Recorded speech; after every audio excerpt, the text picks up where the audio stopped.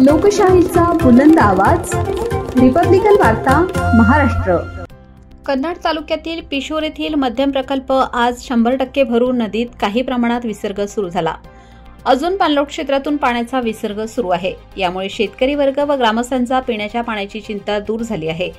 कन्नड व सिल्लोड तालुक्यातील काही गावांना या प्रकल्पाद्वारे पिण्याच्या पाण्याचा पुरवठा होत असल्याने ग्रामस्थांमध्ये समाधान व्यक्त होत आहे। सतर्कतेचा इशारा। अंजना पळशी प्रकल्पाच्या पाणलोट क्षेत्रात होत असलेल्या पावसामुळे सद्यस्थितीत प्रकल्पात पाणी आवक वाढत आहे।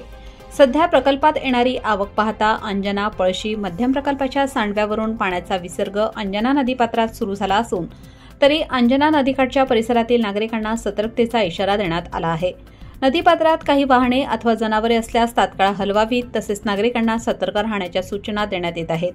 नदीकाठावरील गावे पिशोर, नादरपूर, पिंपरखेड, जवखेड, सारोळा, नाचनवेल, कोपरवेल, शाहू टाकळी येथील ग्रामस्थांना सावधानतेचा इशारा प्रशासनाकडून देण्यात येत आहे। रिपब्लिकन वार्ता महाराष्ट्र प्रतिनिधी मिलिंद कुमार लांडगे, छत्रपती संभाजीनगर, कन्नड।